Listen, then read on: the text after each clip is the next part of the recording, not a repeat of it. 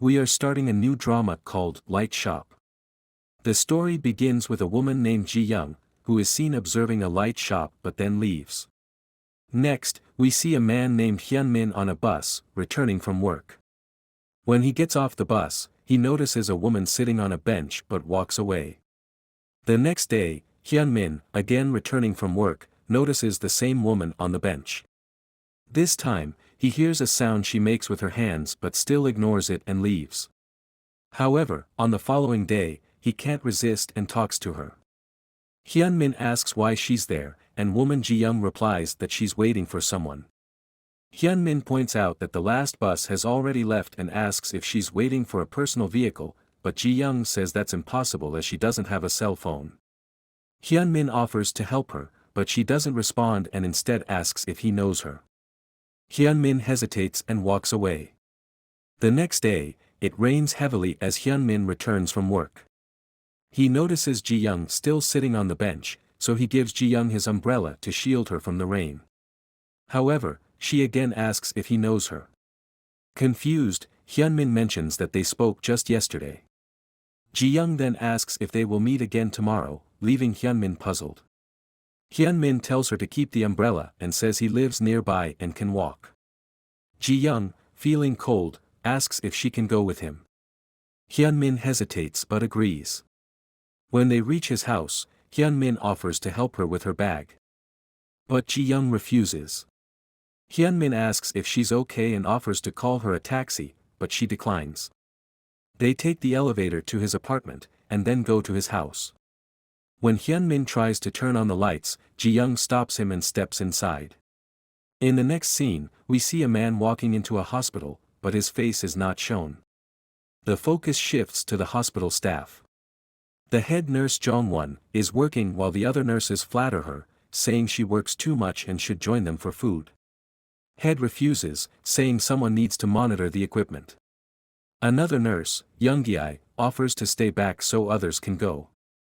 When the staff invites Younggi to join them, she declines, saying she'll manage everything. The head nurse advises her to call if there's an issue, and everyone leaves. While Younggi is alone, a man arrives. She tells him he shouldn't be there as only staff are allowed. The man looks around and doesn't respond. Younggi thought that he can't hear her.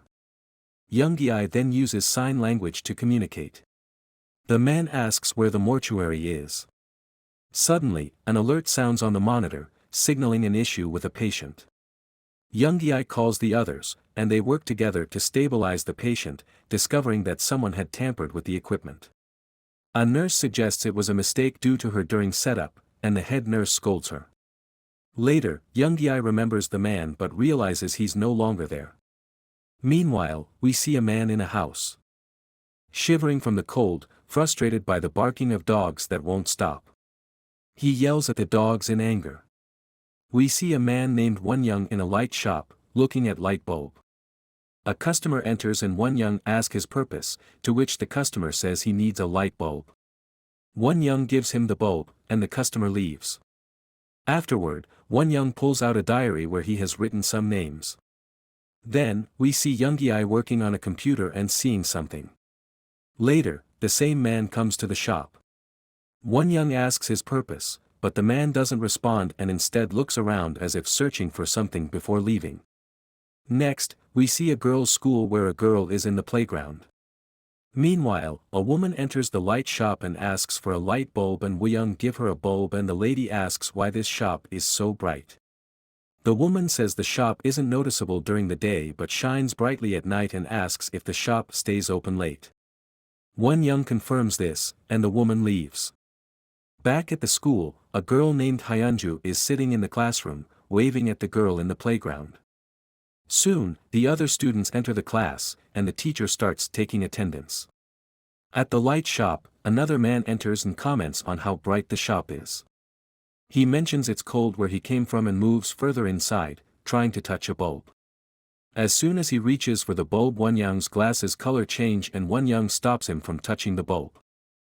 The man complains about a dog barking incessantly.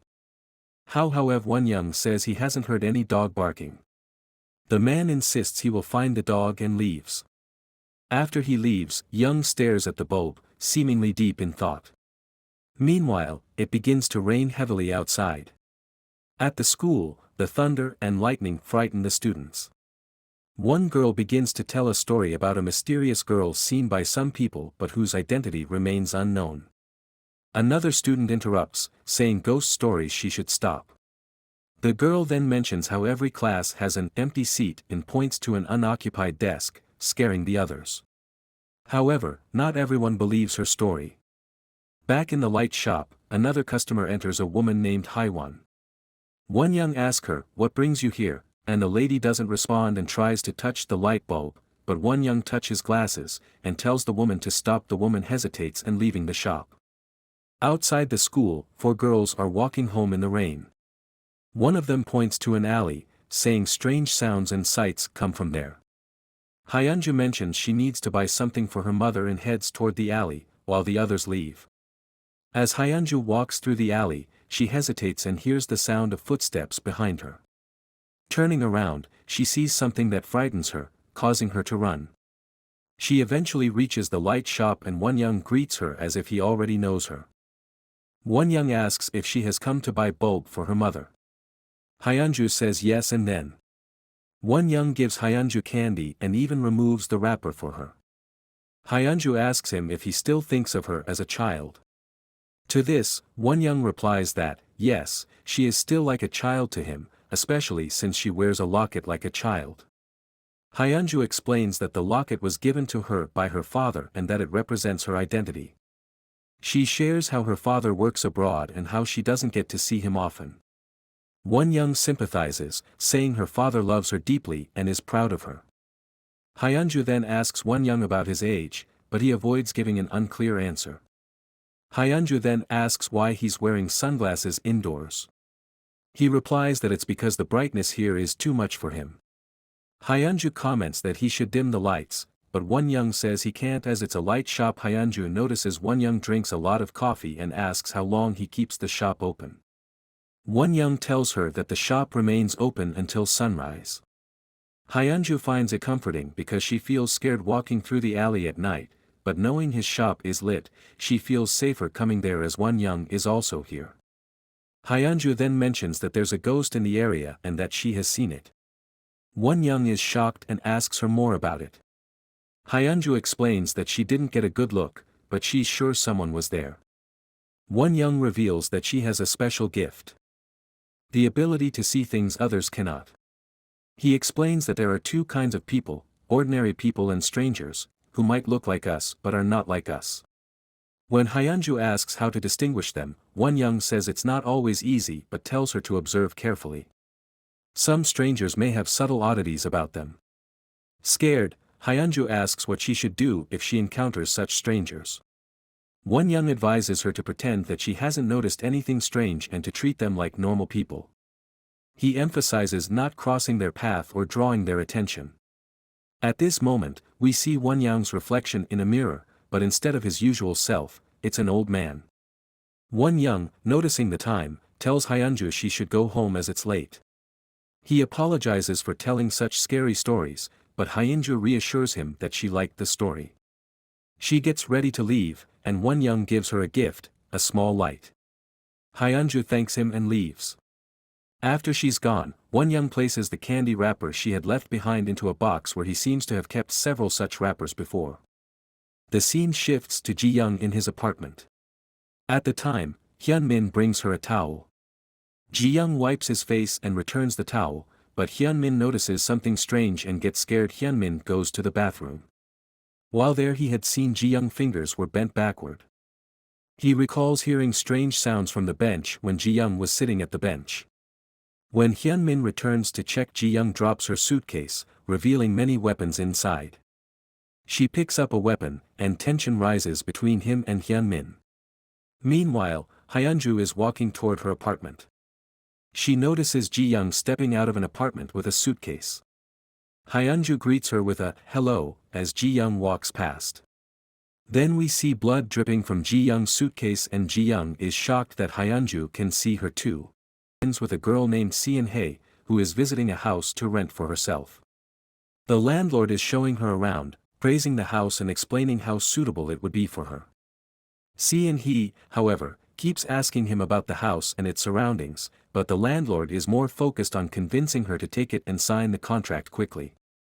Despite his persuasion, he thoroughly inspects the house. The landlord assures her that if she doesn't like this house, he can show her other apartments. However, he ultimately decides to take the house because she wants a peaceful place to live. When He asks the landlord if the place is truly quiet, he tells her that no one else lives there, making it a very calm spot. As He tries to open one of the doors in the house, it doesn't budge. The landlord explains that construction work is ongoing in that room and advises her not to open it. This is also why he's offering the house at a slightly cheaper rate. He eventually agrees and moves into the house, shifting all her belongings. She cleans the house thoroughly and arranges her things as per her preference. She even hangs a mirror on the wall. While doing this, she notices the door that seemed strange earlier and finds it odd. She decides to cover the door with a cloth. Meanwhile, we see a boy named Jiang walking down the street while singing a song. He looks nervous, as if he's scared to pass through the alley. Suddenly, he hears a noise from behind and, startled, starts walking faster while continuing to sing. Eventually, he breaks into a run. Back in house, he is busy with her chores when she hears Jiang's voice singing as he passes by. She thinks to herself that the place isn't as quiet as the landlord claimed. Jiang eventually reaches the light shop but leaves without going inside. Later, He falls asleep while working in her house. Suddenly, the lights go off. A shadow appears who is watching her and then bulb shatters. In the next scene, Jiang who looks more frightened than ever. He's scared to walk through the street, especially since it's raining that day. He, meanwhile, is busy working in her house when the electricity goes out again. She tries to turn it back on but fails, thinking it might be because the house is old. Once again, a shadow appears in her house, hinting at something ominous. The next scene shows a doctor examining a patient and commenting that there has been no improvement in the patient's condition. He suggests that they might have to remove the patient's life support soon. Meanwhile, another patient, who appears to be delirious, is groaning and mumbling as if talking to someone, asking, "Who are you? Get out of here." The head nurse observes this and remarks that this man is an alcoholic and tends to disturb other patients. The doctor agrees that this might be causing inconvenience for others and assures the nurses that arrangements will be made to address the issue. The head nurse then informs the doctor that the patient's guardians are outside. The doctor and other staff members go to meet them. The doctor tells the family that they are doing everything in their power, but the rest depends on the patient's willpower. Hearing this, a family member breaks down, questioning the purpose of the hospital and collapses in tears, watched by everyone around. Hei, who is in her room, starts to feel as if someone is watching her but ignores it and continues with her work.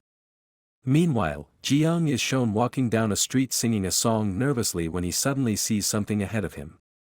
It turns out to be Hyunju who mistakes Jiang for a ghost, and she runs away in fear in the past. Back at home, Hei hears Jiang singing and gets irritated. Then, the power in her house goes out, and she notices light emanating from a room where she had hung clothes. Out of curiosity, she approaches the room to open the door. In the next scene, we see young Ji, who is feeling bad after overhearing the family members' conversations. She goes to the washroom and sits there when she hears footsteps and a knock on the door. A woman on the other side introduces herself as a patient's guardian and asks young Ji how the patient's willpower is determined when they are unconscious. Young Ji shares her own experience of having been in a similar situation after an accident, where she didn't know how she found the willpower to recover. She mentions that her mother prayed for her, which she believes helped her. She tells the woman that they can only do their best and leave the rest to fate. Suddenly, the woman starts banging on the door angrily, demanding that they must save her loved one no matter what. The banging becomes louder, and the woman, who turns out to be Haiwan, screams in desperation. Young Ji is terrified and then looks around, only to find no one there. She quickly leaves the washroom and walks away. The scene shifts back to Hei, who enters a room where a single light bulb is glowing. She turns it off and steps out. Outside, she hears Jiang singing again. Frustrated, she opens the window and scolds him. Startled, Jiang runs away. Hei shuts the door and goes back to her room, where the light bulb starts glowing again on its own. The story then moves to a school where classes are ending. The students are preparing to leave, but one of their friends is sleeping. The others discuss whether they should wake her up but decide to leave without disturbing her. However, Hyunju tries to wake her up but fails and eventually leaves, saying goodbye. As she walks home in the rain, she lights a small torch to see her way. On the way, she encounters Haiwan, whom Hyunju offers to help her, and Haiwan asks her some questions, such as where she lives and where she is going. They walk together. But Hyunju notices that Haiwan's hair is unusually long and appears to be growing rapidly on her. Realizing something is off, Hyunju remembers Wonyang's words and pretends not to notice anything strange. She excuses herself, saying she needs to leave quickly, and walks away. However, Haiwan starts following her. Panicked, Hyunju runs to a nearby light shop. Hearing her screams, Wonyang comes out, helps her, and advises her to go home to her mother.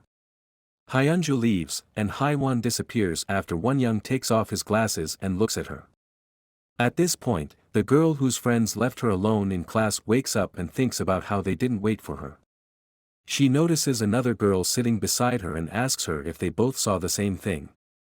In the next scene, Hei is shown sleeping when some blood starts dripping near her, waking her up. Meanwhile, Jiang is about to bump into a Jiang, but they narrowly saved. The Jiang apologizes and says that not many people come to this alley. Jiang asks where he's going, and he replies that he's heading to a bright light shop. He mentions that if he gets there, he can find his way home. He asks Jiang if she'll accompany him, and they walk together. She asks if he's alone, and he replies, yes. At home, Hei tries to turn on her house lights, but they won't work. She decides to take a shower. While washing her hair, we see some extra strands and while drying her hair she finds upon the drain filled with hair. Terrified, she rushes out. The lights in her room start flickering on and off. She goes into the same room, and as soon as she enters, the lights get switched on. Outside, Jiang talks to the Jiang about the alley. He explains that it's always dark here, but the lights in that room stay on.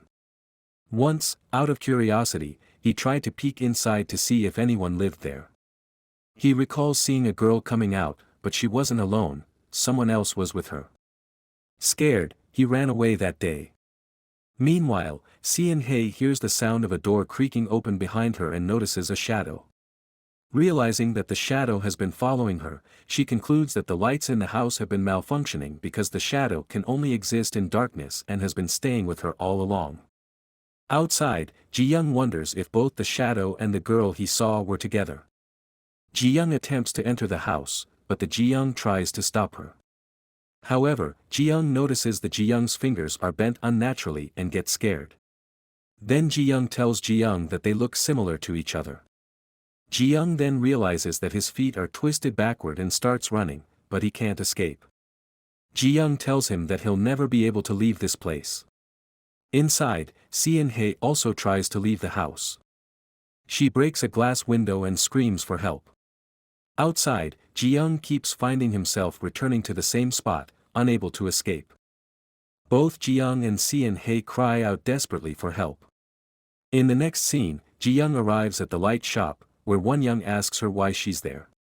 Jiyoung looks at a light in the shop and then at her suitcase. Wonyang asks if she's searching for something, and Jiyoung tells him that he'll find out soon. At that moment, a detective enters the shop and tells Wonyang that he has some questions for him. It ends with a flashback from a month ago, where a girl is lying on a sofa, listening to the news on TV. Suddenly, she hears someone knocking loudly at the door. Startled, she hesitates but then approaches the door.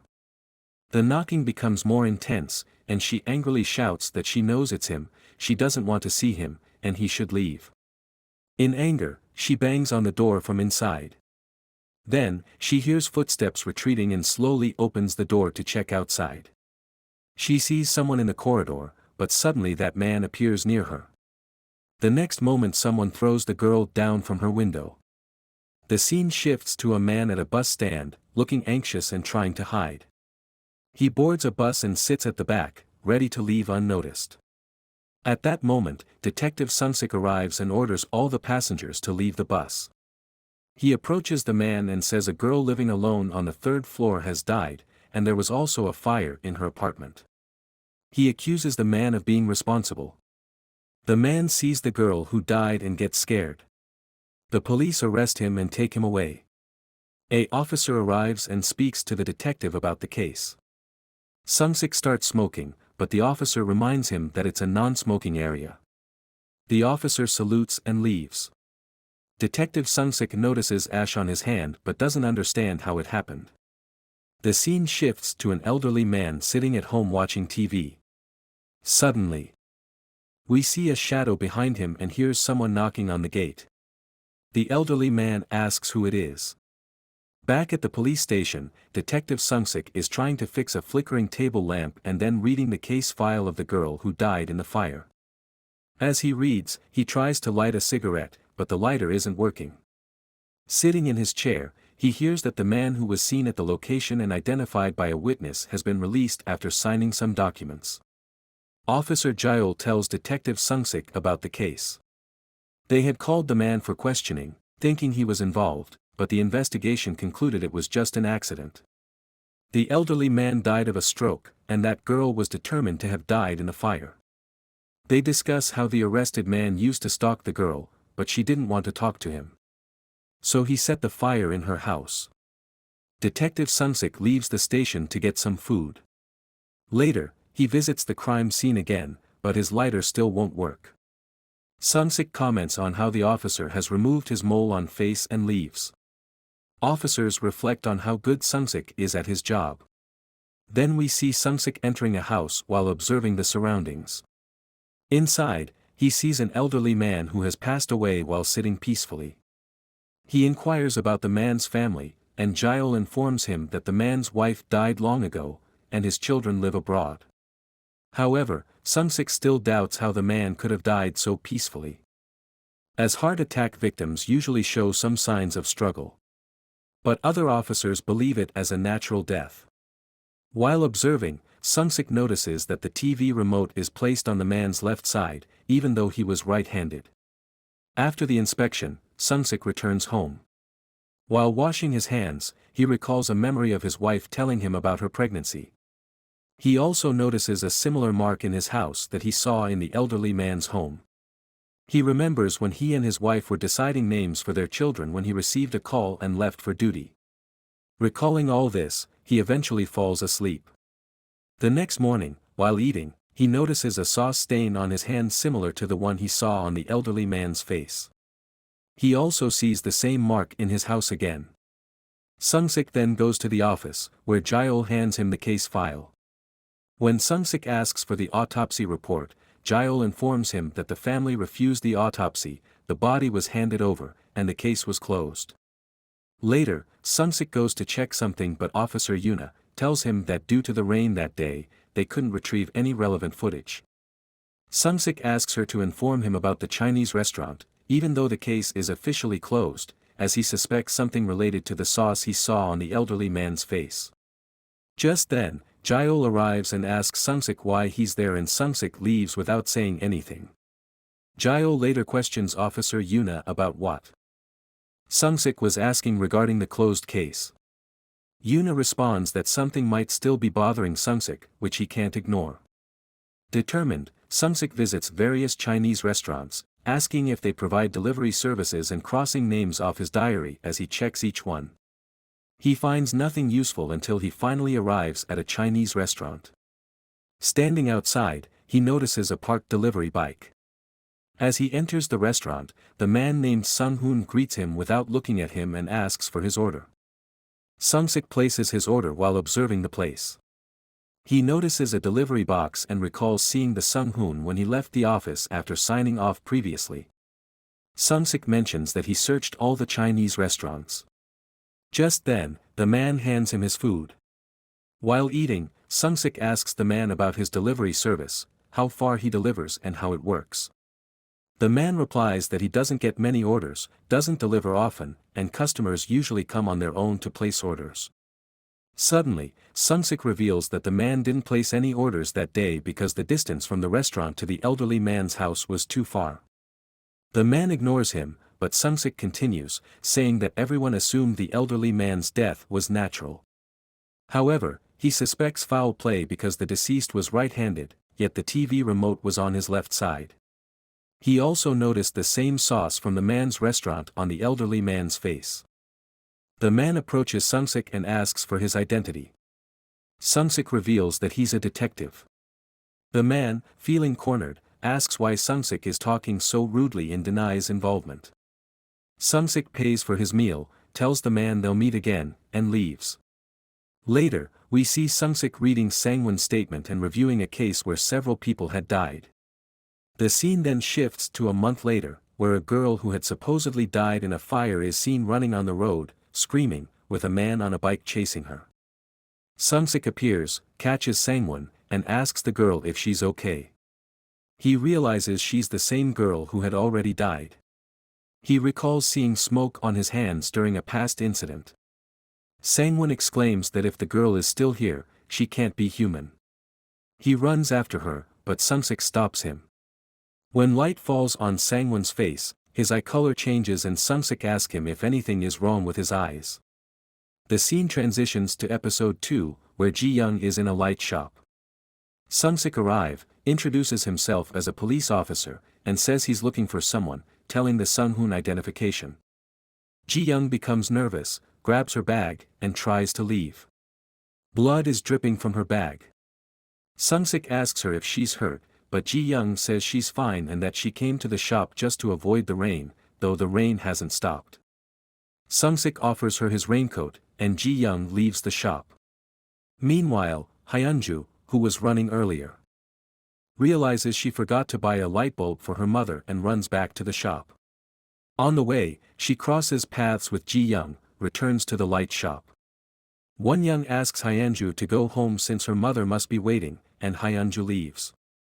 Sungsik, still inside the shop, remarks that the place feels strange and that he doesn't know why he was drawn there.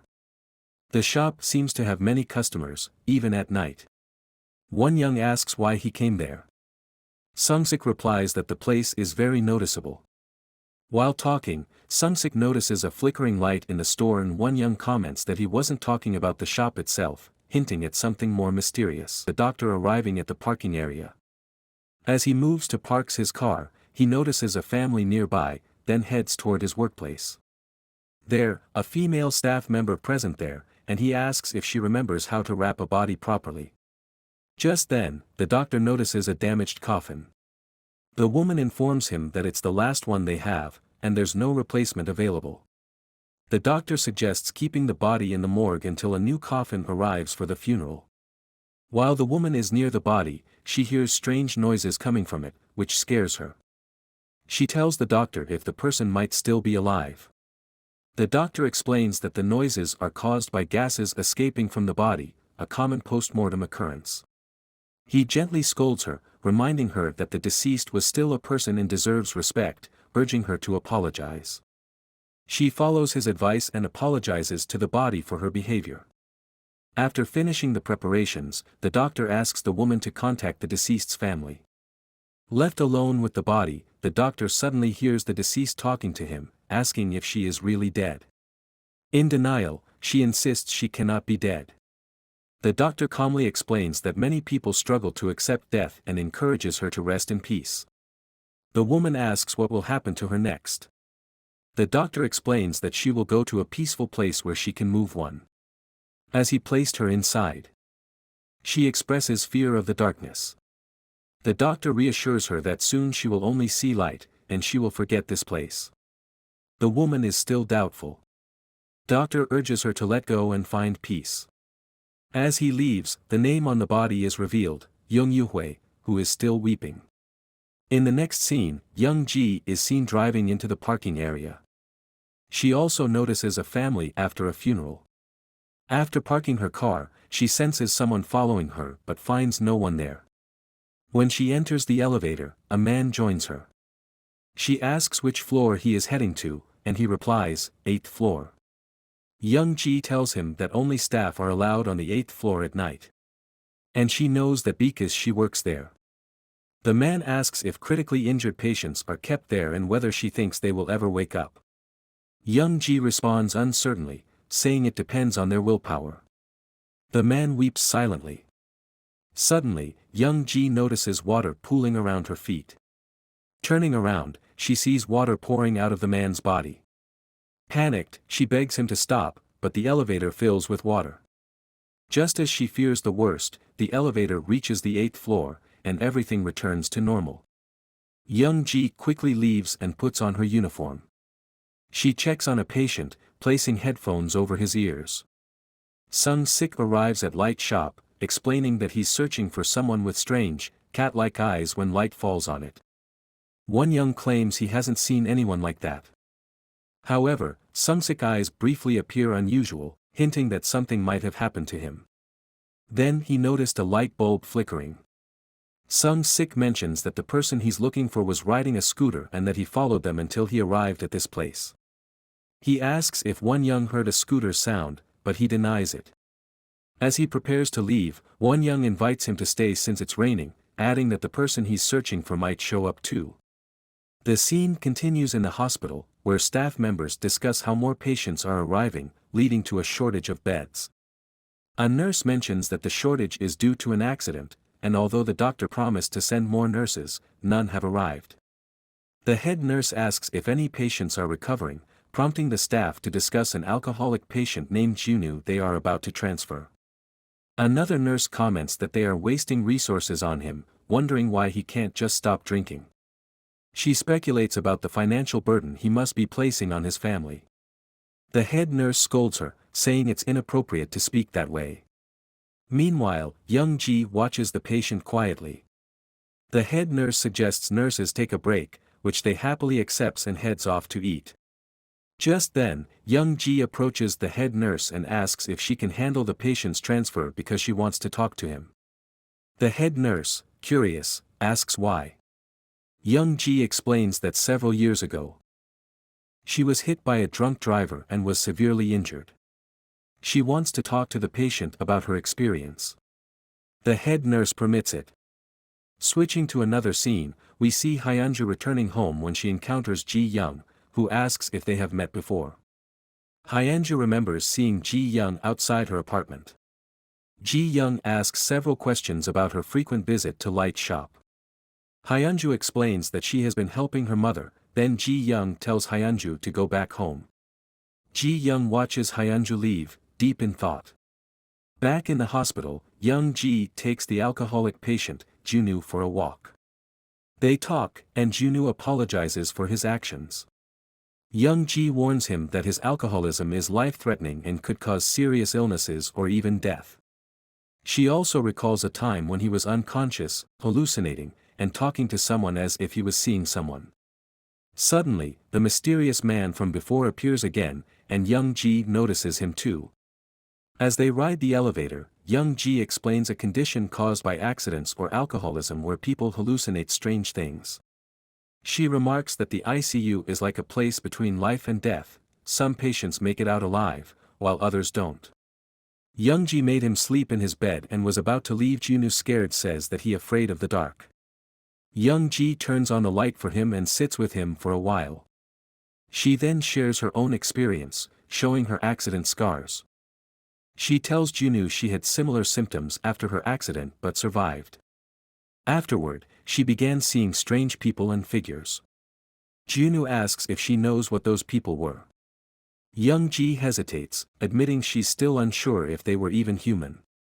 Young Ji recalls seeing a family sitting in parking area and noticing a family, and when she see through her car's rearview mirror the elderly woman vanished. She realized that the woman might have been a ghost.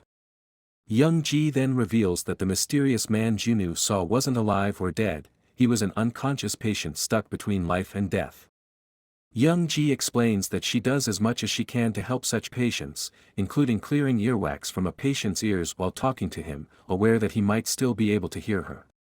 She tells the patient that she knows he was burdened by debt and might have wanted to die to avoid being a burden on his family. Young Ji relates this to her past thoughts but recalls how someone gave her hope when she needed it most.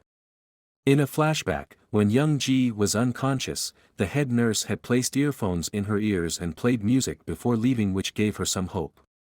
In the present, she does the same for her patient, encouraging him not to give up. In present, she explains Junwoo that seeing someone trapped between life and death might mean he is in that state himself. She pleads with him to take care of himself. Then we see Hyunju returning home.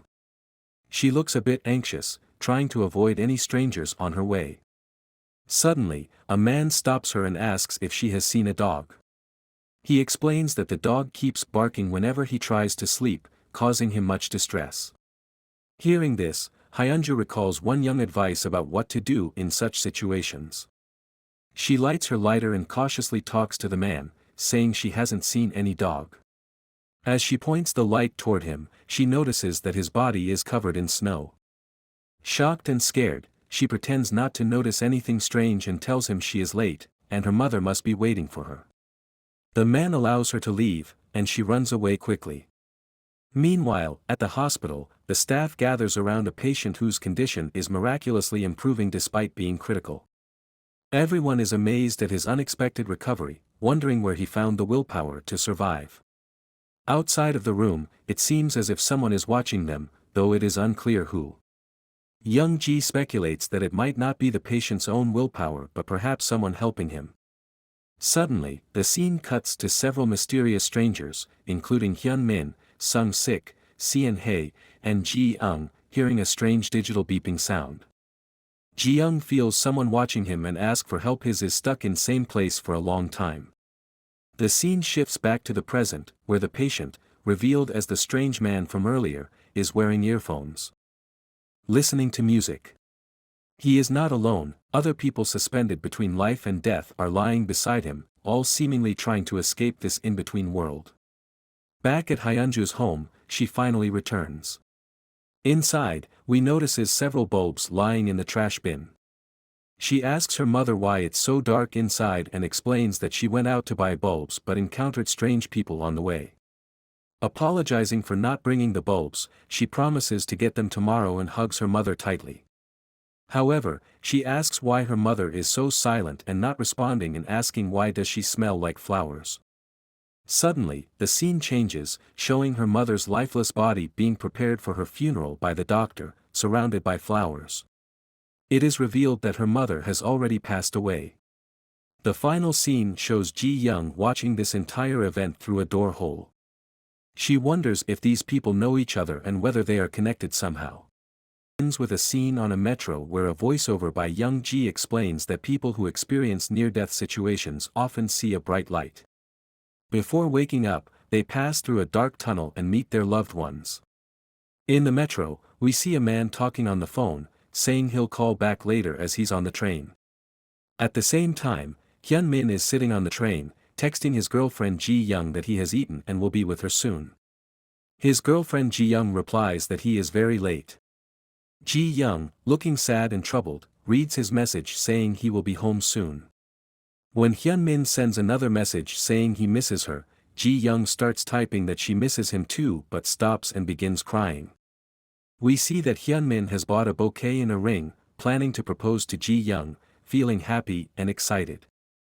Meanwhile, Ji-young is packing her belongings, including a photo of them together. She reads a note in her notebook where her mother advised her to leave Hyun Min because he couldn't handle the Ji-young. Ji-young throws that notebook in a plastic bag. The next scene shows Seon Hae visiting an apartment with a broker showing the apartment and praising its features like the laundry room and other amenities. Haewon is also there with her, as they came together to check out the apartment. The broker asks if they are mother and daughter, making them uncomfortable. As they leave, Haewon fixes Seon Hae footwear, but Seon Hae walks away, appearing distant. In the following scene, Hyunju is returning from school while her mother waits outside with an umbrella as it rains heavily. When Hyunju asks about her father, her mother says he has already left for a business trip. Hyunju expresses concern, saying he shouldn't have gone out in a heavy rain. The mother and daughter share a close bond as they walk home together. Hyunju asks when they will move to the new apartment, worried about how her mother will pick her up after school if they move closer to her school.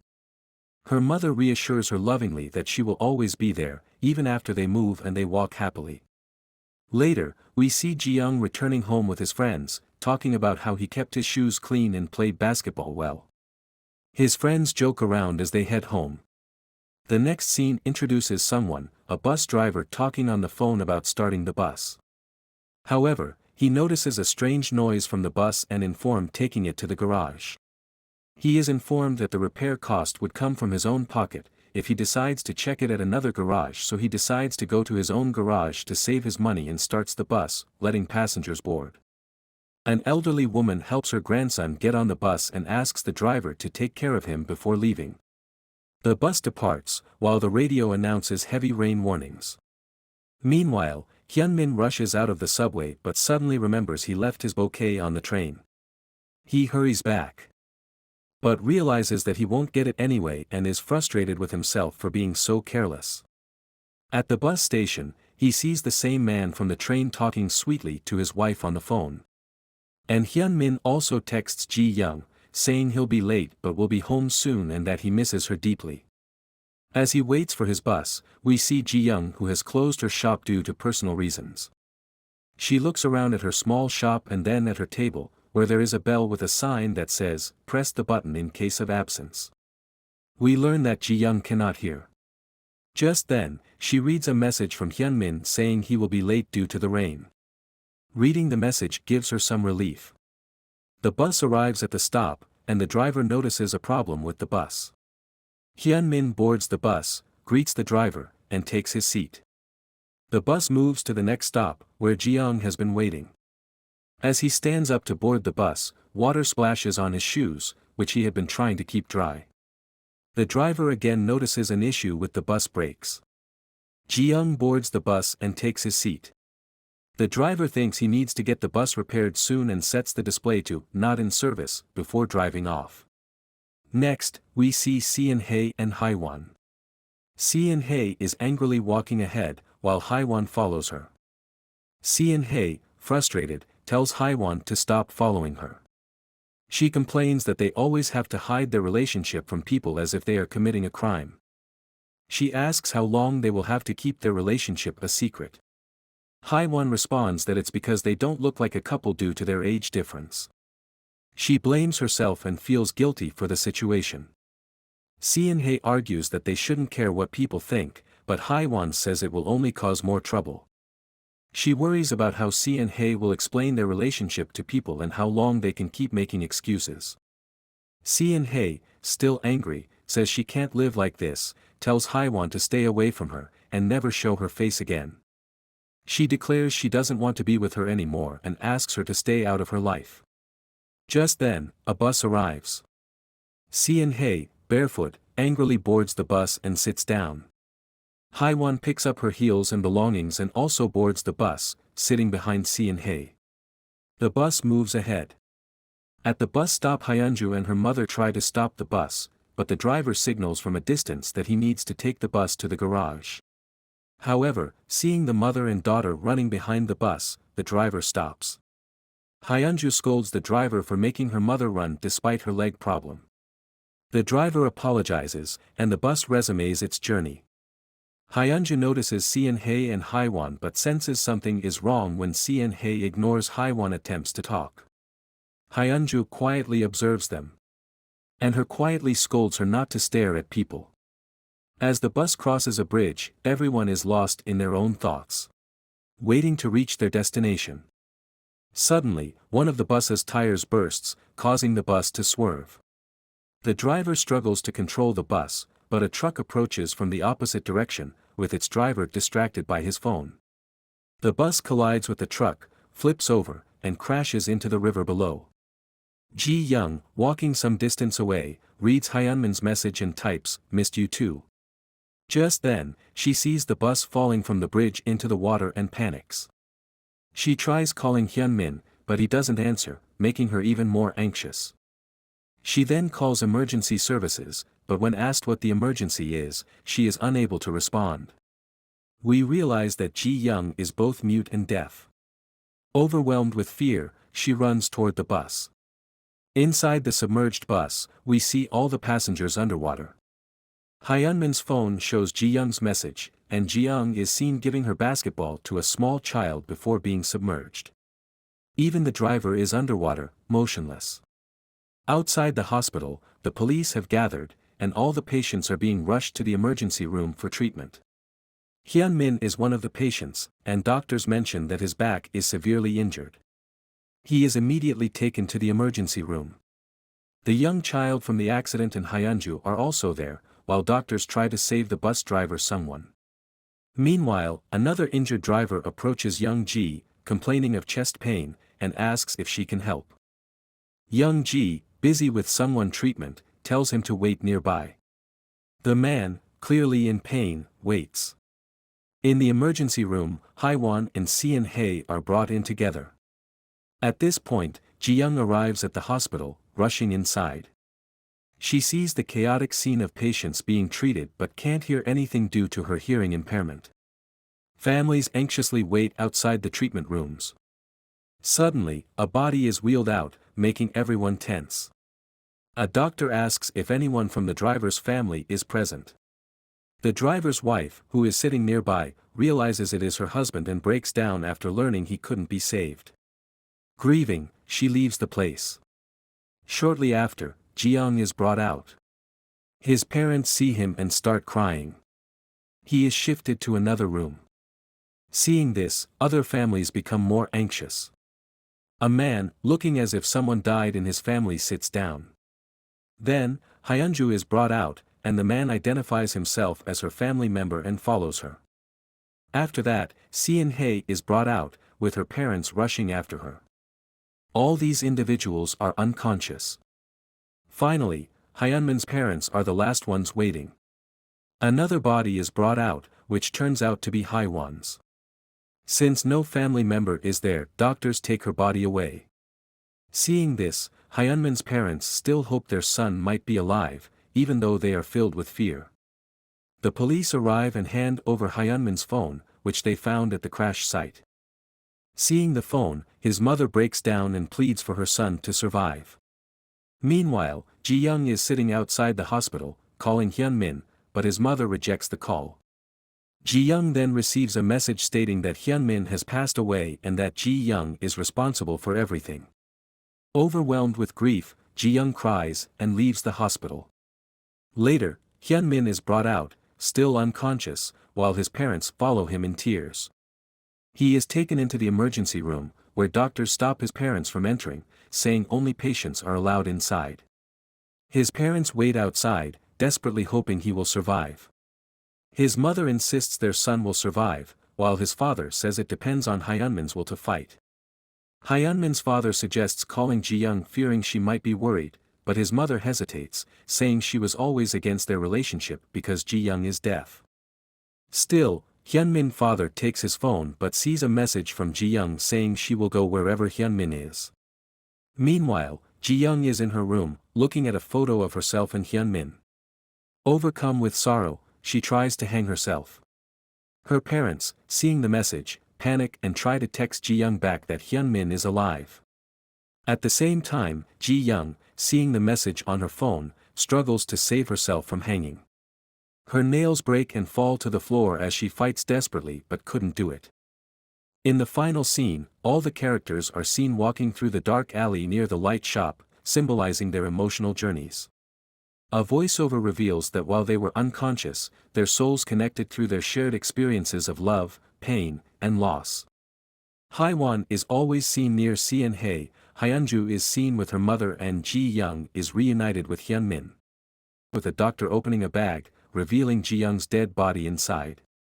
The doctor's assistant comments that Ji-young must have been in a lot of pain to have done this. The doctor agrees and adds that in a few days, Ji-young will forget about everything and move on. He then instructs the assistant to put the body in the freezer. While placing the body in the freezer, the doctor asks his assistant if she knows why funerals are held for 3 days. She responds that it's so the family can grieve properly. The doctor agrees but adds another reason, so that if the deceased person is still alive, there's a chance they might come back. The assistant mentions that it's also the family's last chance to say goodbye. The doctor clarifies that it's not just for the family but also for the deceased. He explains that those 3 days are a gift for the dead, their last chance to be with their loved ones before everything is gone. At this moment, we see Jiang sitting on a bench, waiting for someone. A bus arrives, and Hyunmin waves at her from far away. Seeing him, Jiang looks happy. The next scene reveals that Jiang is dead and sitting on the bench, looking at her hands. She remembers holding Hyunmin's hand while watching a movie, giving him matching phone covers as a gift, and other shared memories when they went to the temple, where they tried to communicate lovingly despite Jiang being unable to hear. In the present, Jiang tries to speak, and her voice finally comes out. She calls out Hyunmin's name and confesses her love for him. Just then, a bus with the sign, "Not in service," arrives, and Hyunmin gets off but doesn't recognize Jiang. As he walks away, Jiang watches him sadly. After walking a short distance, Hyunmin suddenly falls. The next scene shows 2 men entering Jiyoung's house at night to clear out her belongings at the landlord's request. They reluctantly begin packing. While working, one of the men hears strange noises but ignores them. The second man, seeing the bell, mentioned that Jiyoung was deaf. After hearing this, the first man insists they should leave immediately. When asked by another man, he hesitantly replies that it seems like that girl hasn't left the house yet. Then shifts to the other side of the door, suggesting someone's presence there. Suddenly, inside the house, we see Hyunmin looking confused, wondering where he is, and then falling unconscious. The next day, Hyunmin returns, and this time, he hears the tapping sound Jiyoung was making. Ignoring it, he moves forward but falls after walking a short distance. Jiyoung approaches him. Next, we see 2 couples watching a movie when a girl hears a sound. When she turns around, she sees Jiyoung with a suitcase, but when she gets up to look again, nothing is there. Frightened, she leaves. We then see Jiyoung sewing something, which turns out to be Hyunmin's wound, trying to save his life. Meanwhile, Hyunmin wakes up in the movie theater. The scene shifts to the day Hyunmin tried talking to Jiyoung. Jiyoung asked if Hyunmin recognized her. While Hyunmin looked puzzled, Jiyoung noticed blood flowing near his feet, and Hyunmin walked away. He fell again a short distance away. A monk in a temple notices something unusual, and we see Jiyoung sewing Hyunmin's wound again to keep him alive. In the next scene, Jiyoung asks Hyunmin to take her home, saying she doesn't have much time left. As we know, she has only 3 days to do something for her loved one before her funeral ends. Meanwhile, the doctor approaches the freezer, and his assistant informs him that although the fridge is working, it won't open. She suggests calling someone to fix it, but the doctor says it's unnecessary and decides to give Jiyoung some more time. In the light shop, when Sungsik stayed due to rain, and Wonyoung offers coffee to Sungsik while observing him closely. Sungsik asks why Wonyoung is staring at him, as if he is trying to read his face. Wonyoung says it's part of his job to pay attention to customers. Wonyoung then mentioned about Jiyoung, saying he notices things just like he noticed the lady earlier. Sungsik reveals saying it's his job as he's a police officer. Then Sungsik notices the box, and Wonyoung mentioned Hyunju made it for him, who had visited the light shop earlier.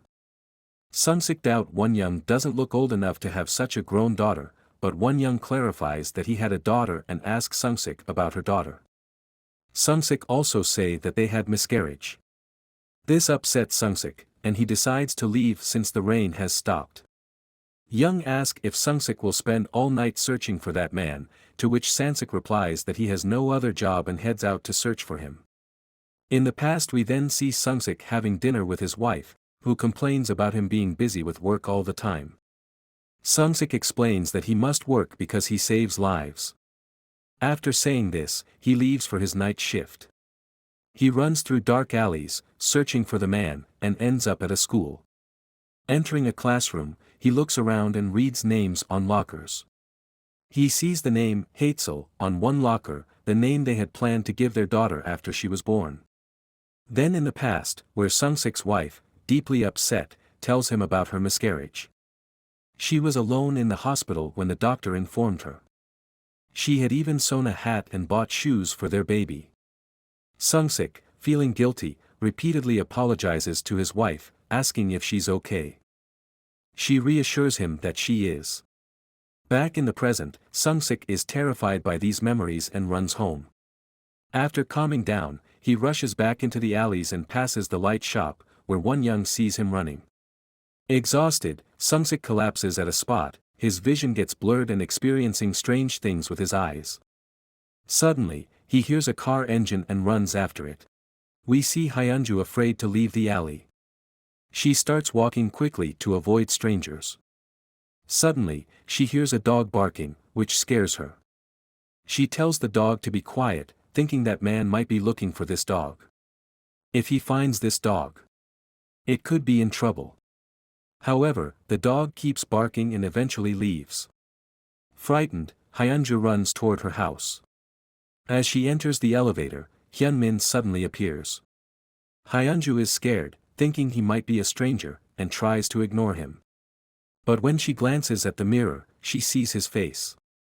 As soon as the elevator doors open, she rushes toward her house and tries to unlock the door quickly, thinking Hyunmin might be a stranger. At that moment, Hyunmin passes by her, heading toward his own apartment. This gives Hanju some relief. She watches as Hyunmin unlocks his door while she opens hers. Just as she's about to enter, Hyunmin asks if she knows him living there or when they moved in. Hanju says no and Hyunmin is confused when he moved in there. Suddenly, Hyunmin falls again, and Hyunju is visibly shaken. At that moment, Jiang appears telling Hyunju to move aside because she's in a hurry. Jiang then approaches with a suitcase, opens it.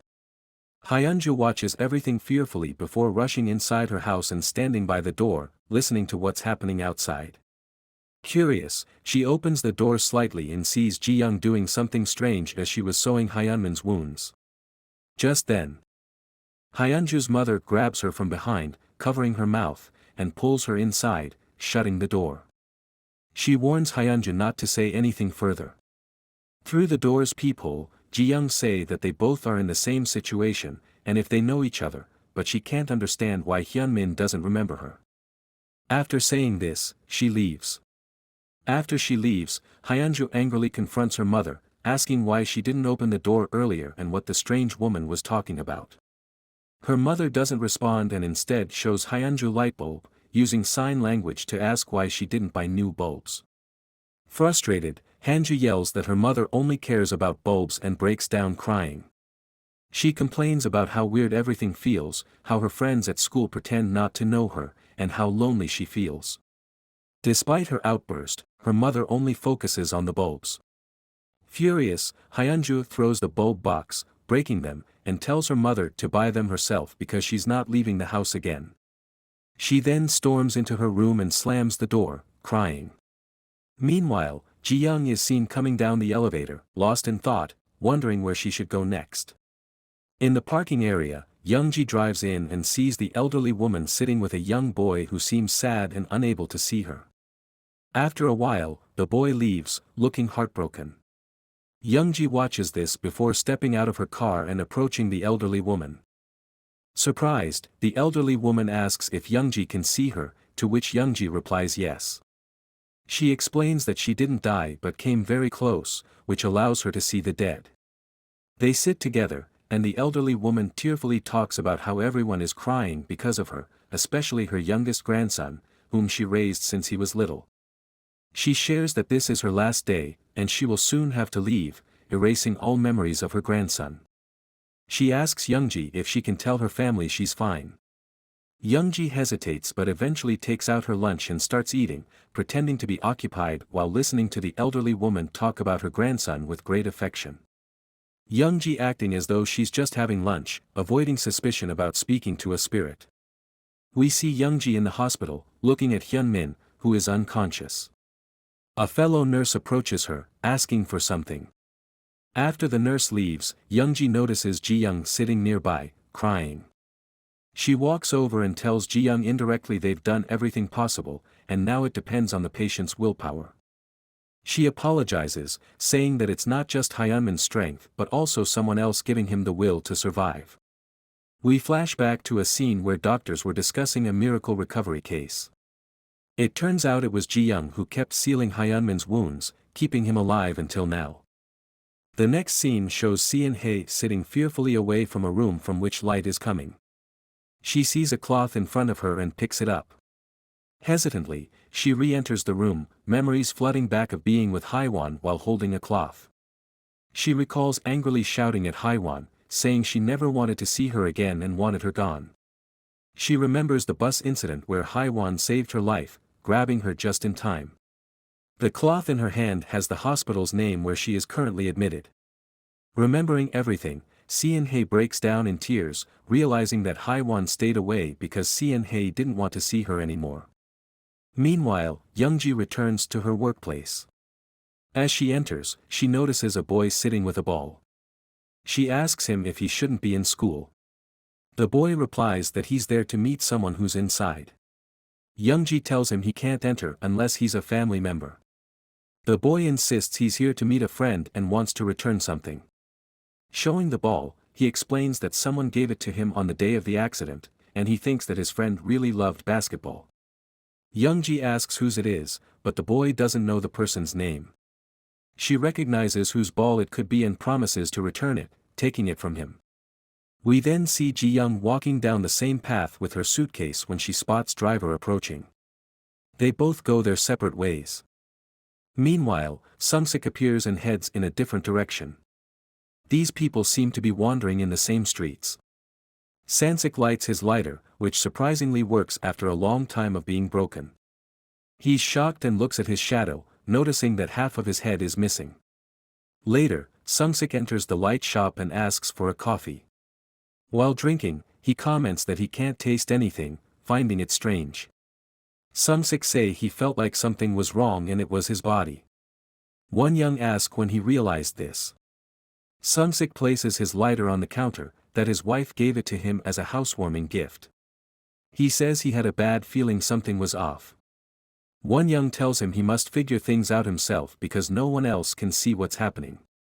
He explains that many different people come to the light shop. Suspicious, Sungsik asks if this is truly just a light shop and wonders where this place really is. The place feels strange, as the night never seems to end here. He questions whether it's the place that's weird or if he himself is weird. He demands to know where he is.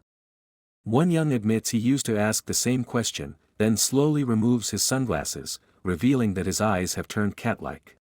Sungsik talking to Won-young mentioning that the place feels strange, and he wants to know exactly where they are. Won-young replies that he used to ask the same question. He removes his glasses, revealing cat-like eyes, and Sungsik's eyes also change when he looks at Won-young. Won-young then puts his glasses back on and starts narrating a past incident. In a flashback, we see a collapsed building with debris scattered everywhere. Won-young crawls through the debris toward his daughter Yu-hui, who is semi-unconscious. He assures her that they will get out of there, but she says she won't be able to escape as we see her leg is trapped under a rock. Though she is scared, Won-young tries to keep her calm. Won-young tries desperately to move the rock but fails. Yu-hui finds some candies nearby, unwraps one, and feeds it to her father, telling him to stay awake. She also eats one herself and Won-young says that he should have opened candies for her. Won-young, calling her by her name Yu-hui promises to come back for her and asks her to wait while he crawls out for help. As he leaves, he keeps telling her that he'll return soon. Won-young then reaches a dark alley, shouting for help, but no one is around. Suddenly, he notices a distant light shop and enters. Inside, he sees a woman wearing glasses who asks what brought him there. Desperate, he tells her about his daughter being trapped and begs for help. The woman coldly replies that it's too late, but Won-young insists. She claims it's not his concern, which enrages Won-young. In a fit of anger, Won-young grabs a light and is about to smash it when the woman turns around, removes her glasses, and stops him. Instantly, all the lights go out, and Won-young freezes as his vision blurs. The woman gently takes the light from his hand and places it back on the table. Wears her glasses back, restoring the shop's normal state. She tells him that his daughter's light is also in the shop. Jiang slowly starts understanding the truth. The woman asks how he knows about this. The scene shifts back to where the building had collapsed. His daughter was feeding him candies while also eating some herself, telling her father that she won't be able to make it out. It's then revealed that Jiang had died. Back in the light shop, Jiang realizes he is dead and that his daughter is still trapped and scared. Overwhelmed with grief, he breaks down. After some time, exhausted from crying, he asks the woman why he is still there. She explains that he has not accepted death and he should accept it, move on. Jiang pleads for his daughter's light, but the woman states that his daughter must come on her own free will, and she cannot give him the light. Determined, Jiang insists that he will do anything for his daughter. The woman asks if he is truly ready to do everything, regardless of how long it takes. She then places a deal before him. In the present, we see that Jiang had accepted the deal, took the woman's place in the light shop, and has been waiting ever since. Sungsik is still asking what deal Jiang made and what this place actually is. Jiang explains that this is a place where everyone eventually moves on. However, Sungsik remains confused, saying he's been wandering since the accident and can't figure out whether he's alive or dead. Jiang tells him that he's still alive, surprising Sungsik, who thought he had become a ghost. Sungsik notices a light, causing his eyes to change in a weird way. He checks his eyes in a reflection of his lighter and tells Jiang that he's seen a ghost before. He asks why he doesn't look like a ghost. Jiang explains that in this world, living people appear strange, not ghosts. Sungsik asks why he is here if he's still alive. Jiang tells him that this place is for people caught between life and death due to unfortunate accidents, those who haven't accepted their death. Before he can explain further, Sungsik interrupts angrily, demanding clear answers, frustrated by the constant confusion. Jiang remarks on how rude he is, prompting Sungsik to apologize, explaining that he's just confused and wants straightforward answers. Jiang finally reveals that they are in the afterlife.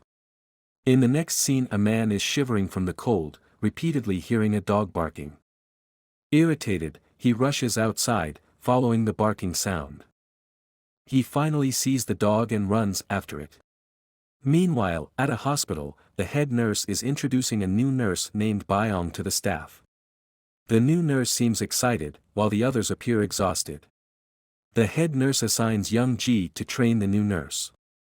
Young Ji then takes her to explain the hospital's routine, including how many ICU patients they have and the reasons for their admission. She mentions a severe accident that brought many critical patients to the hospital. The new nurse recalls hearing about the accident on TV. Young Ji takes her to each patient, explaining their conditions. They come across a patient admitted due to a different incident, on the same day but not from the bus accident. We see a search team calling out this man's name as they search for him in the mountains. He had slipped and fallen, causing his body temperature to drop dangerously low. Heavy rain had worsened the situation. The team also searched for a rescue dog named Max. Eventually, they find the man's body, covered and protected by Max, saving his life. Back in the afterlife, the man finally reaches the dog. When he sees the dog, he remembers how Max saved him and tearfully apologizes to the dog. The dog approaches him, comforting him. The new nurse at the hospital asks what happened to the dog. Young Ji explains that Max didn't survive. In the afterlife, the dog signals the man to follow, and that man does so. In the present, we see Hyunju's father at Yuhui's funeral. He calls the hospital to ask about Hyunju's condition, and the nurse informs him that she hasn't regained consciousness yet. They promise to call him when she does. Young Ji takes the new nurse to see Hyunju, who appears unharmed. The new nurse asks why she's in the ICU if there are no visible injuries. Young Ji explains that Hyunju has internal injuries from the accident. She was with her mother that day, who protected her but couldn't survive herself. Young Ji looks at Hyunju, remarking that she seems to be in a deep sleep, and when Hyunju wakes up, she will not get to see her mother. We see Hyunju sitting alone in her room, crying. Her mother is staring at a broken light bulb. She knocks on Hyunju's door, but Hyunju doesn't open it. Holding Hyunju's locket, her mother silently leaves, knowing she only has one day left until her funeral. We see Young Ji talking to the new nurse about Seon-hae. She tells the new nurse that when she came here, another woman was holding her tightly, as if she wanted to protect her, but Seon-hae hasn't woken up yet. When the new nurse asks about the other woman, Young Ji explains that she couldn't survive. Next, we see doctors preparing Haiwan's body for her funeral, which is scheduled for tomorrow. Her family has returned from the abroad for the ceremony. Meanwhile, in the afterlife, we see Haiwan approaching Seon-hae and lying down next to her. She tells Seon-hae that she needs to get out of bed because the house is very dark. She advises her to bring back light. Seon-hae responds that she doesn't know the lock's code and that she even broke the gate, but still couldn't get outside. Haiwan explains that this can't be true because the lock panel is on the outside, meaning she can leave whenever she wants. The gate is always open for her. She tells Seon-hae to go to a light shop located at the alley's end to find her light. Hearing this, Seon-hae cries. Then, we see the strange man standing at the mortuary entrance. Back at the hospital, Young Ji tells the new nurse that this patient they are treating has been there the longest. They both adjust the patient's position to prevent bed sores. As they do this, the new nurse notices an earphone falling out of the patient's ear. Young Ji quickly puts it back and explains that she played the music to encourage the patient to find their light. The new nurse wonders if the patient can actually hear the music. At that moment, we see the man hearing the music. We then see Jiang in the alley and his basketball is also there while the same basketball lies under his bed at the hospital. The new nurse asks how the basketball has been there. Young Ji replies that it was his favorite sport, so she kept it there. The head nurse arrives and informs them about a patient who has lost the will to live. They proceed to pay their final respects. As the patient is being taken away, the new nurse watches him closely. Young Ji comes back and tells her that this is the hardest part of their job and she should get used to it. The new nurse then observes the other patients and asks Young Ji if it's common for all of them to be in comas. Young Ji explains that it's a rare case. Their condition is due to an accident, placing them between life and death, while they act as the border's guardians.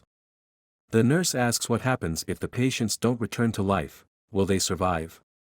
Young Ji stops her from saying more and explains that they will either return alive or remain in this state forever and they should not mention death.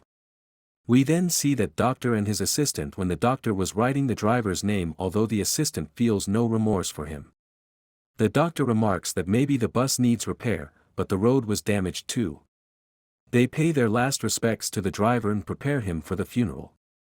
In the afterlife, the basketball rolls toward the driver, who follows it.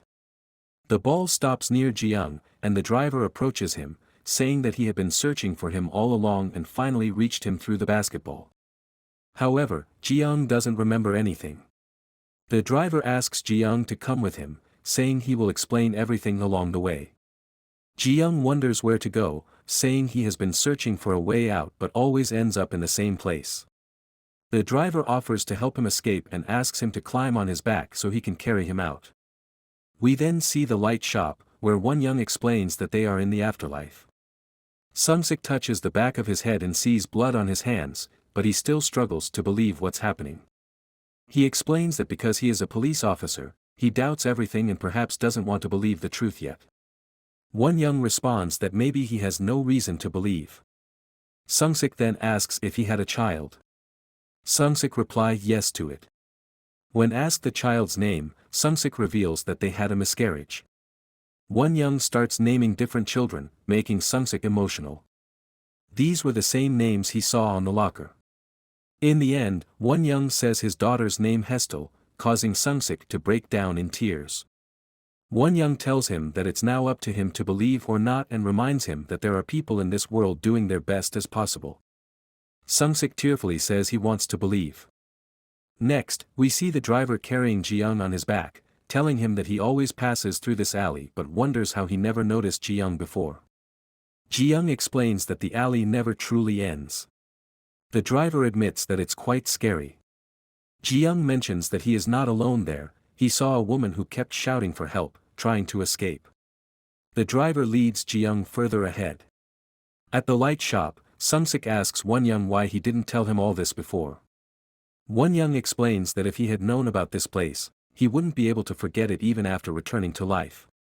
Those who want to return must erase all memories of this place, otherwise, they'll become confused about time and space. Wonyoung says they are the border's guardians. Sungsik mentions that he can't hear the scooter sound anymore.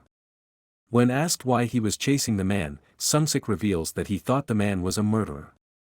He admits that following the scooter brought him to the light shop. Wonyoung tells him that perhaps that man Sang-hoon wanted to bring him there. Sungsik asks how he can return, and Wonyoung replies that he's a customer who needs to find his own light. Sungsik lights his lighter, and Wonyoung assures him that he'll meet Sang-hoon again. Suddenly, Sungsik regains consciousness in the hospital, and the nurses rush to attend to him. Back in the afterlife, we see the Max entering the light shop, followed by the man. As Wonyoung is about to say something, dog Max barks, stopping him to speak. The man sees a light and touches it. Meanwhile, the driver, now exhausted, tells Jiang that he must go to the light shop alone to find his light. Jiang hesitates, saying he never thought about going there and is afraid. The driver convinces him that finding his light is the only way to escape the dark alley. Jiang reluctantly moves toward the light shop. The driver, teary-eyed, apologizes from behind, saying he's sorry for everything and that he's wanted to say it for a long time. He breaks down in tears as Jiang walks away. Jiang arrives at the light shop and Wonyoung greets him with, "Hello again." He mentions seeing Jiang outside the light shop earlier and asks if he's looking for something. Jiang looks around and says, "I need a light." Wonyoung points toward the lights, and Jiang also looks in the same direction before reaching out to touch the light. As he touches, Wonyoung remarks that he hopes they won't meet again. The episode 5 years ago, where young Ji is in the hospital, looking out the window. Nurse approaches her and informs her that it's morning. Young Ji asks if she is in a hospital, and the nurse confirms that she has been in the ICU for a month. However, young Ji feels like it's been longer. The nurse explains that time can seem distorted, like in dreams. Young Ji finds the place strange and feels that time moves differently there. The nurse attributes it to ICU delirium, a common experience for patients, and advises young Ji to take care of herself to recover.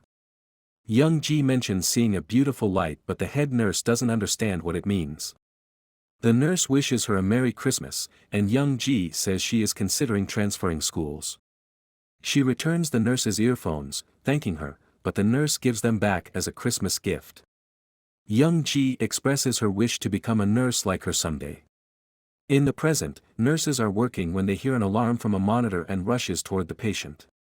The patient regains consciousness, and young Ji feels relieved seeing the patient move their hand and hold it. Meanwhile, a man driving across a bridge suddenly stops his car after seeing something unusual. He steps out to check but finds nothing and drives away, assuming he imagined it. We see Ji-young sewing Hyunmin's wounds. He stands up and looks toward the bridge. Meanwhile, the doctor struggles to open the freezer and tells his assistant they should wait one more day. We see Ji-young appearing distressed while sitting on a bench.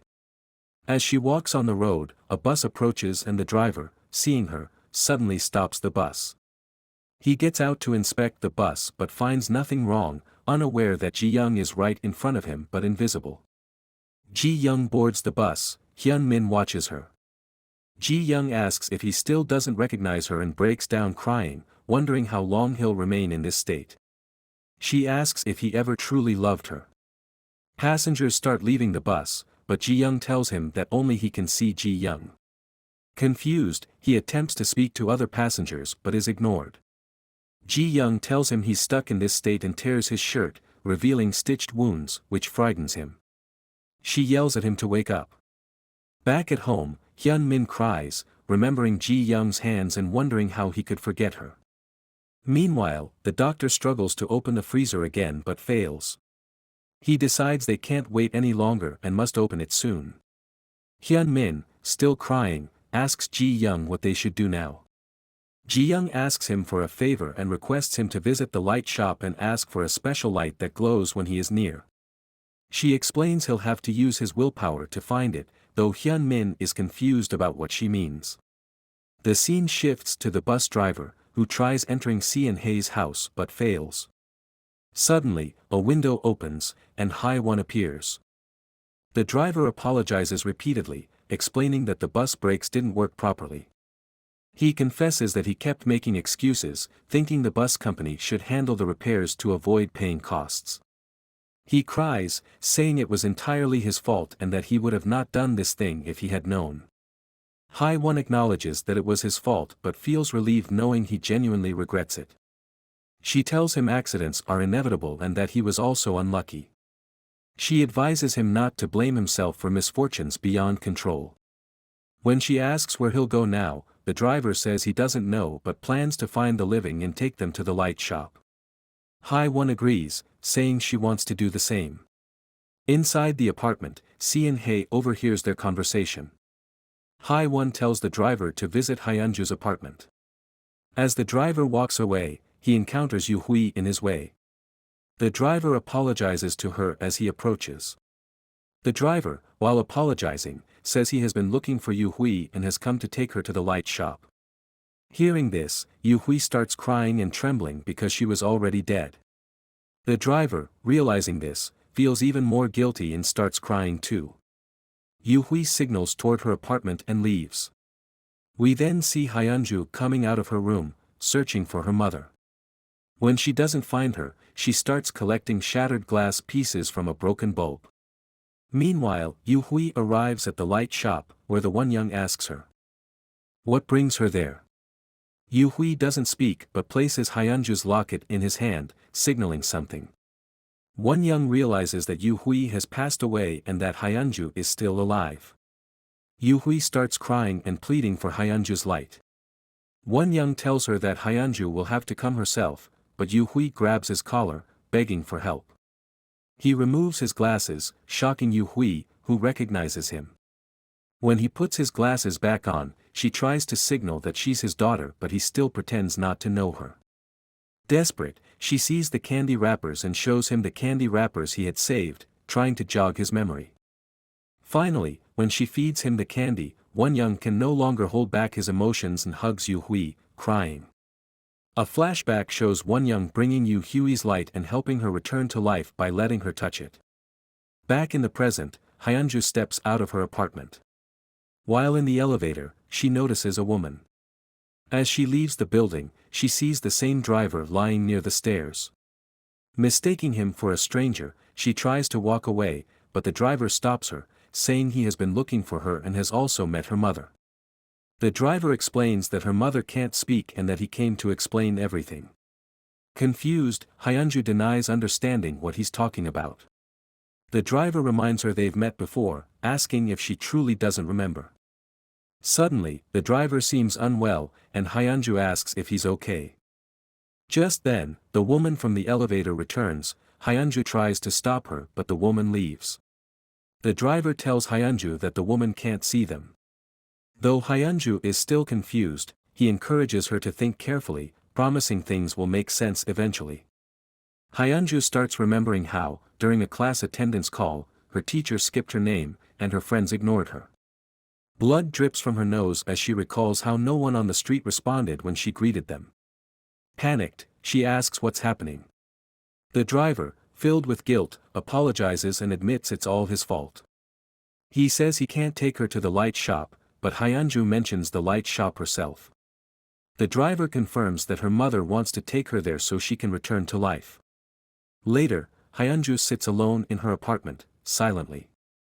Her mother appears, holding the light, and urges her to touch it. However, Hanju refuses, wanting to stay with her mother instead. She breaks down in tears, but her mother insists she touch the light.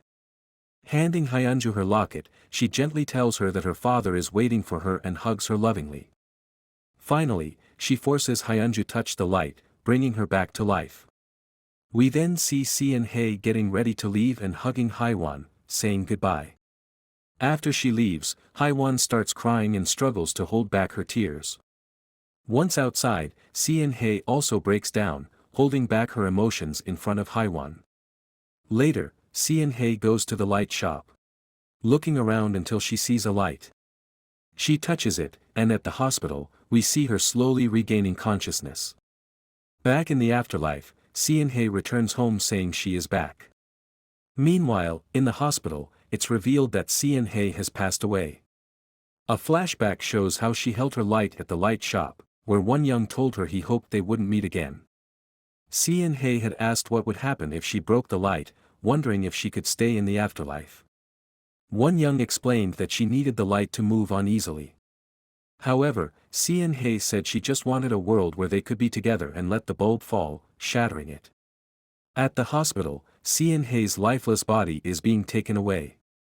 A nurse wonders how she suddenly died after waking up earlier. Young Ji explains that such things happen when someone sees their light and chooses to leave and ask her to go back to work. Later, we see Hyunmin and Jiang approaching the light shop. Jiang asks Hyunmin to do what she told him. Hyunmin breaks down crying, prompting Jiang to tell him that she will follow him. Hearing this, Hyunmin hugs her tightly. Jiang requests him to find his light no matter what happens. Hyunmin walks into the light shop, looking for something while the Jiang watches. Just as Hyunmin is about to touch a light, Jiang stops him, repeatedly telling him not to. Hyunmin persists, but Jiang realizes it isn't Hyunmin's own will. Suddenly, Hyunmin sees his light and a bright light appears outside the shop, and Jiang runs toward it. Inside the shop, only Jiang remains, and the light disappears, leaving Jiang heartbroken as she walks away, crying.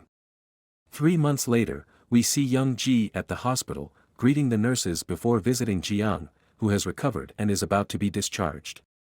He's packing his belongings when Jiang asks if he's been sleeping well.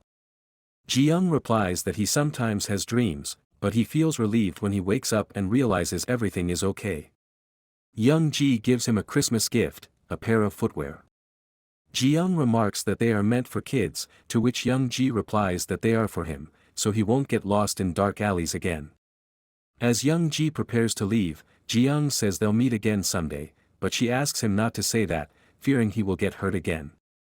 Before leaving, she smiles and says she hopes they don't meet again.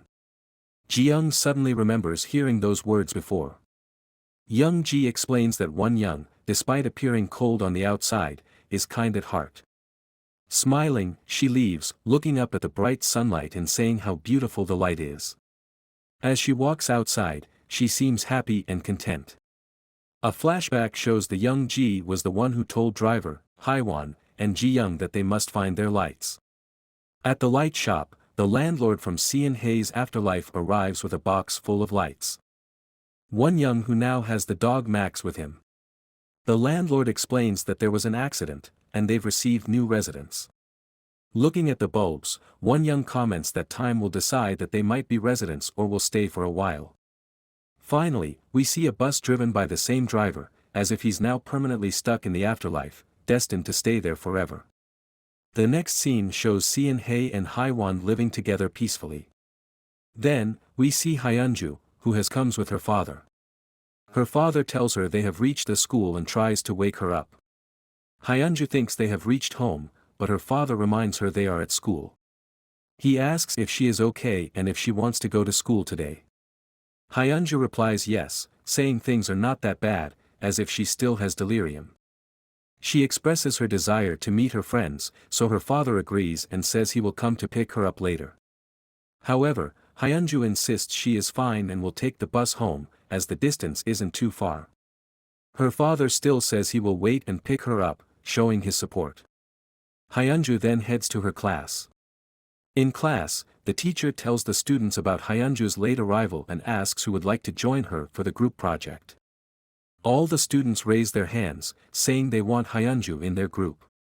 Just then, Hyunju asks if she can go to the nurse's office. Concerned, the teacher asks if she is okay and grants her permission. Hyunju leaves the classroom but doesn't go to the nurse's office. We see a girl watching her from behind.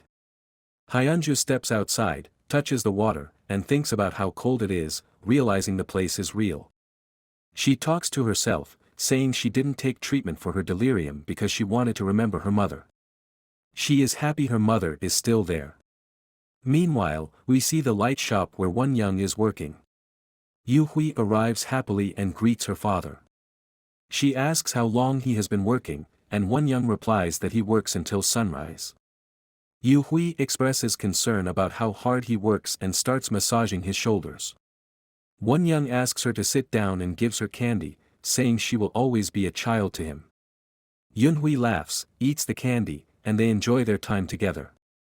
We see that the light shop is the only illuminated place in the distance, with similar shops scattered around. Later, we see Hyunju about to leave when a girl appears in front of her. Hyunju asks why she is dressed like that and warns she might get sick. The girl thanks Hyunju for talking to her. She asks Hyunju if she remembers meeting her before or has forgotten about her. We see a flashback where Hyunju waved at the girl, making her happy because someone finally noticed her. She recalls talking to Hyunju in the washroom and that girl didn't have any friends. After Hyunju left, she felt lonely again, so she followed Hyunju to become her friend. The girl then says she has a secret too. Next, we see Sungsik sitting in a Chinese restaurant. He calls someone to come out, mentioning that there's a ghost in the area and he knows it's him. When the ghost doesn't appear, he gently calls out again.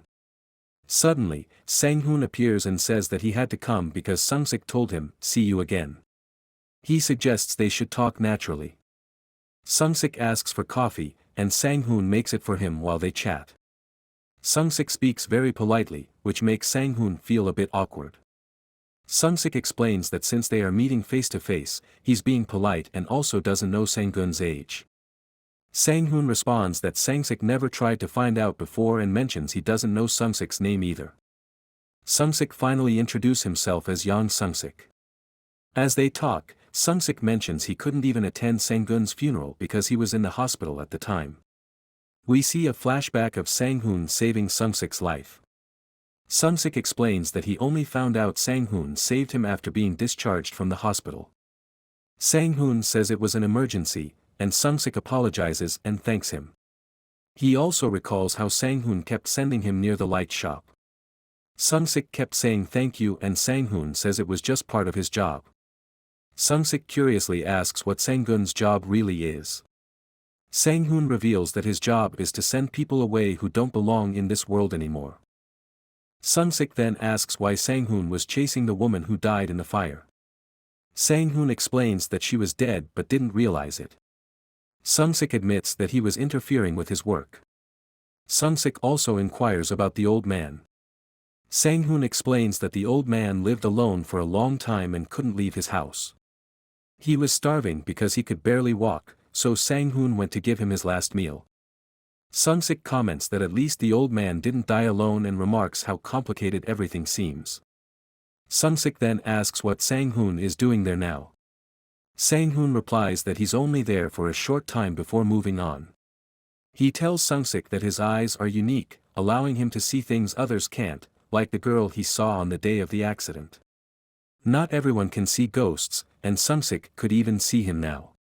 Sang-hoon then informs Sungsik that there's a vacancy since he's leaving and hands him his special glasses, saying they now belong to him. He tells Sungsik that he'll have many things to solve from now on. Sungsik accepts the glasses, puts them on, and walks away. We then see the Chinese restaurant is empty, and outside, Sungsik smokes a cigarette. Meanwhile, Young Ji arrives at a parking area. As she gets out of her car and walks, she notices something fallen on the ground and picks it up. Just then, a man appears and claims it's his. When she hands it back, the man recognizes her and says, "You're the nurse." Young Ji looks confused, unable to recognize him. The man says he's been looking for her for a long time and moves toward her, accusing her of abandoning him when he was in immense pain. He angrily recalls how only she could see him that day but didn't help him. We see a flashback of the man approaching Young Ji, asking for help while in great pain. In the present, he becomes furious and charges toward her to attack. Frightened, Young Ji runs, trying to open the elevator door. Just as the man is about to strike, the elevator opens, and Sungsik steps out. He calmly tells the man to cooperate, then removes his glasses, revealing his cat-like eyes. We see Hyunmin sitting at the doctor's office. The doctor talks about his condition, suggesting he needs a change of environment. However, Hyunmin still seems deeply distressed. He tells the doctor that he's heard all of this before and pleads for genuine help, expressing frustration that every doctor keeps saying the same thing. He talks about his late girlfriend and grows increasingly upset, admitting he can't remember much about her. The doctor tries to explain his symptoms again, but Hyunmin becomes irritated and starts crying. The doctor advises him to change his surroundings to reduce confusion and anxiety and suggests letting go of objects that remind him of the past while keeping only the essentials. Hyunmin leaves the office and walks toward a bridge. He pulls out his phone and reads old, sent messages. Overwhelmed by pain and frustration. In a moment of anguish, he throws his phone into the water and breaks down. As he heads home, he receives a message about a party being planned to celebrate his return. We flash back to 3 months earlier, where a doctor is covering Ji-young's wounds. Ji-young asks if everything is over for her. The doctor tells her she will be sent to a place where she can move on. Ji-young says she has already been there and mentions how others in that place still remembered each other, but Hyunmin didn't remember her. She wonders why she was different and whether Hyunmin never loved her. The doctor explains that what she's feeling is attachment and suggests she should let go. Ji-young, feeling disappointed and upset, admits she misses Hyunmin. The doctor notices Ji-young's fingers twisted unnaturally. The doctor looked stressed seeing it. Ji-young expresses hope that Hyunmin will remember her again and call her by her name. We see Hyunmin arriving home. As he opens his gate, all the lights go out. He waves his hand to turn the lights back on, similar to how he used to wave at Ji-young. Suddenly, all the lights come back, and we see Ji-young with him. We see when Ji-young said she would follow him. Next, we see Sung-sik at the police station. He notices a girl sitting there and approaches to ask what happened. His colleague explains that a few days ago, there was a collapse at a high school, but people of higher status prevented the case from being reported. Sung-sik asks who stopped the report and why the girl is there. The officer replies that she came to testify because she was present at the accident scene that night. Sung-sik asks the girl if she was hurt that night, but she says no. Later, we see Sung-sik approaching a building that seems strange to him. As he walks closer, a man passes by. Sung-sik stops him and asks if he lives there, but the man says no. Sung-sik tells him he can't enter the area and explains that it could be dangerous. When the man questions why, Sung-sik mentions that ghosts might be around. He then reveals he's a police officer. The man grows curious and asks if Sung-sik can see ghosts. He comments that the dead don't care how time passes. Sung-sik pauses, processing what the man. The man snaps his fingers, and the episode ends. The scene hints at a possible second season. Let's wait for updates until then, goodbye.